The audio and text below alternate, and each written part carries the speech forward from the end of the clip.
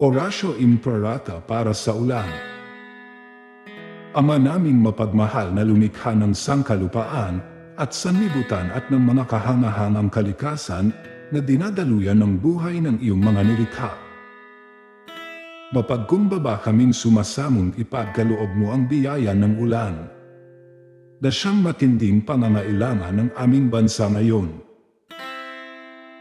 upang tubigan ang aming mga bukid at mga nanunuyong lupa, mapigil ang mapipintong krisis sa kuryente, maibsan ang matinding init na nararanasan ng buong mundo, at patilin ang aming mga uhaw.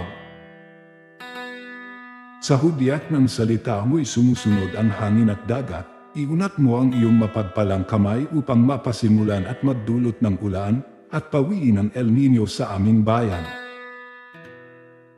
Diyos naming maawain at mapagbigay, imulat mo ang aming mga mata sa kayamanan at kagandahan ng iyong mga nilikha, at hubugin mo kaming maging mapagmalasakit para sa kalikasan.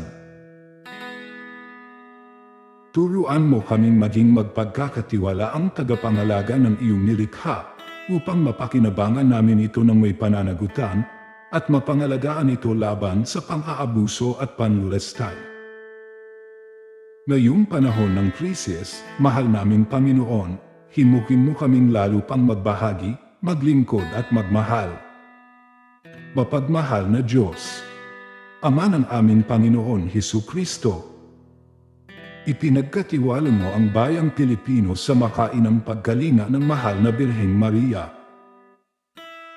Dinggin mo ang mga panalangin ipinamimuntuho namin sa Kanya, para sa pagtataguyod niya sa amin, ang bayan labis niyang minamahal. Hinihiling namin ito sa pamamagitan ng aming Panginoong Hesukristo na nabubuhay, at naghahari kasama mo at ng Espiritu Santo, magpasawalang hanggan. Amen.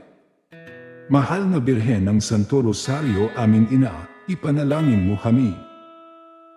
San Jose, ipanalangin mo kami. San Lorenzo Ruiz, ipanalangin mo kami.